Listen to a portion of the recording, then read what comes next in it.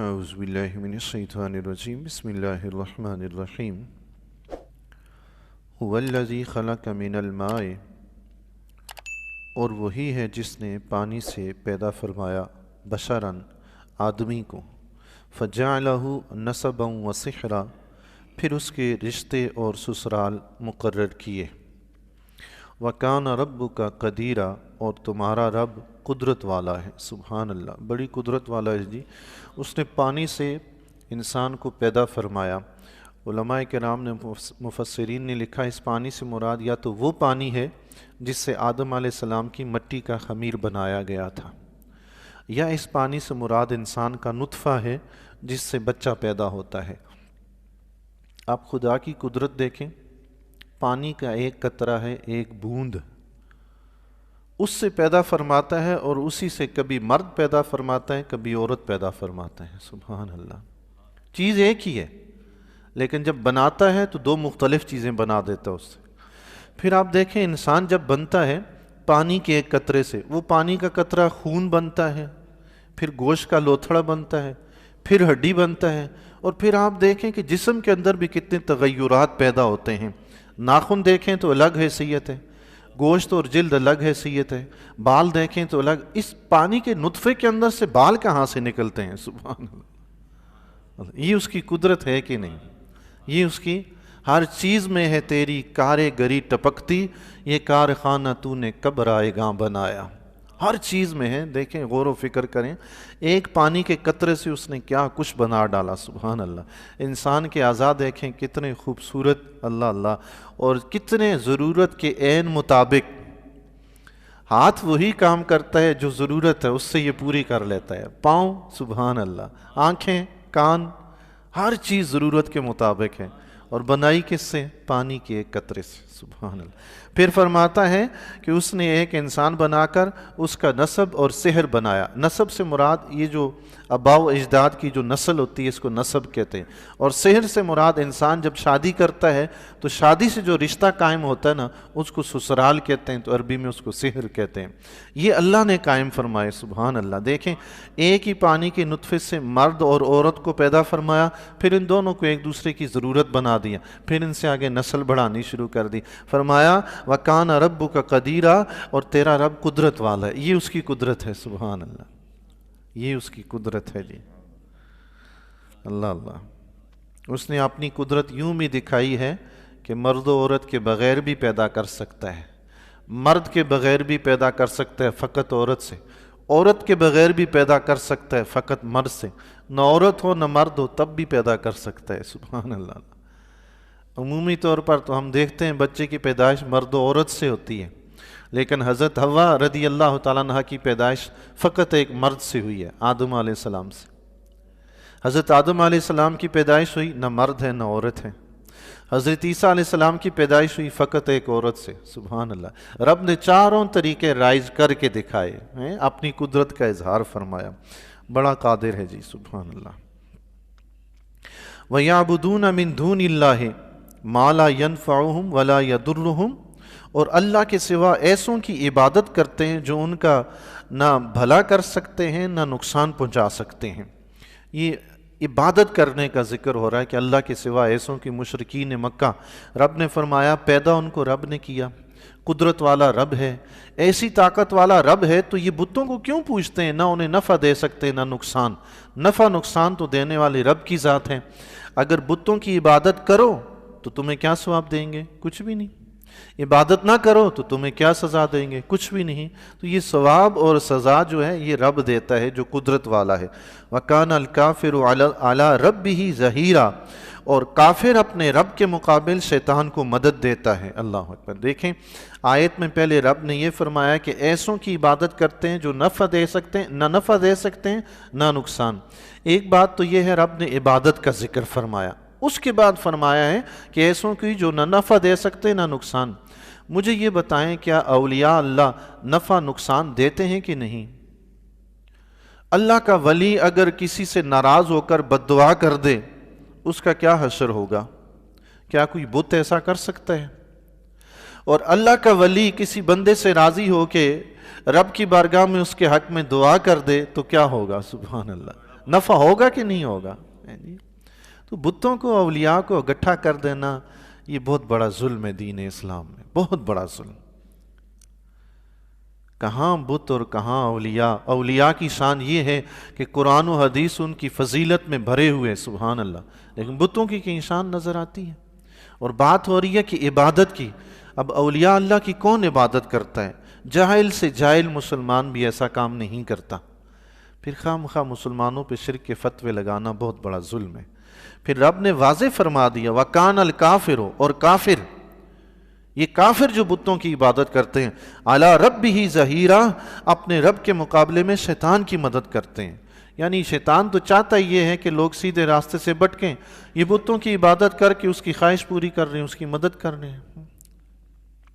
وَمَا أَرْسَلْنَاكَ إِلَّا مُبَشِّرًا وَنَذِيرًا، اور ہم نے تمہیں نہیں بھیجا مگر خوشخبری دینے والا اور ڈر سنانے والا۔ سبحان اللہ۔ حضور علیہ الصلوۃ والسلام کی بہت ساری صفات ہیں، ان میں سے یہ دو صفات ہیں، خوشخبری دینے والے اور ڈر سنانے والے۔ خوشخبری کس بات کی؟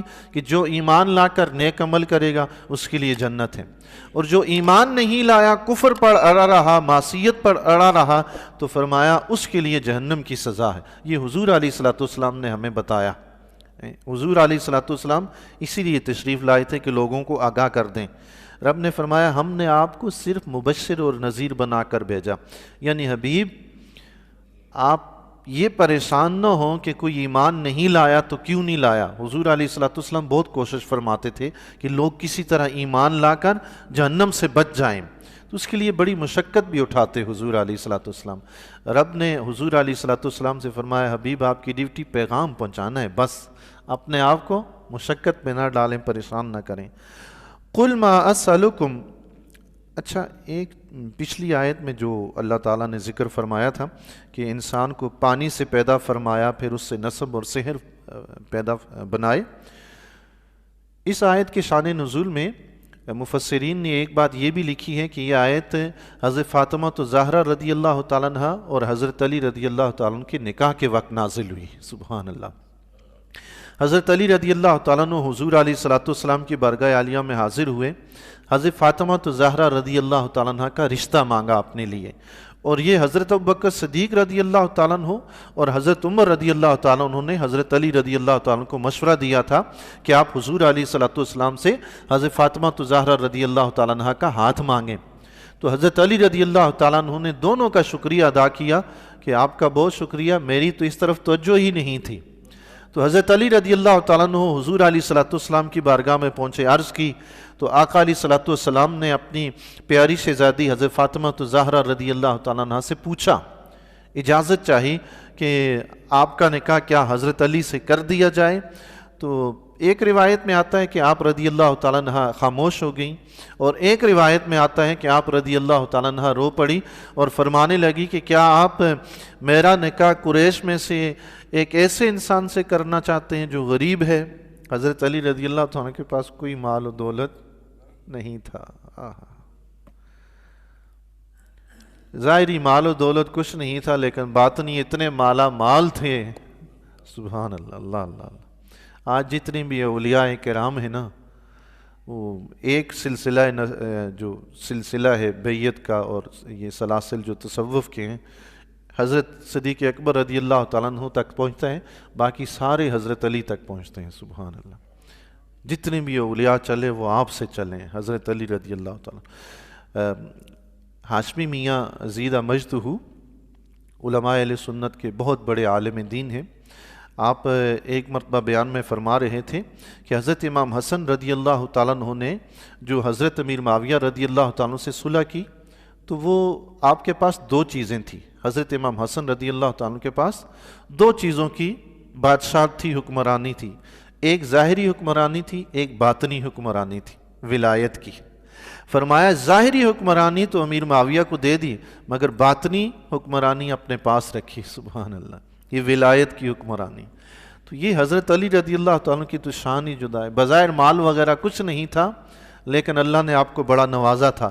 جب حضرت فاطمہ الزہرا رضی اللہ تعالیٰ عنہ نے یہ عرض کی کہ یا رسول اللہ، قریش کے غریب ترین آدمی سے میرا نکاح کرنا چاہتے ہیں، تو آقا علیہ الصلوۃ والسلام نے فرمایا، اے بیٹی، یہ اللہ کی طرف سے آسمان سے حکم آیا ہے۔ سبحان اللہ۔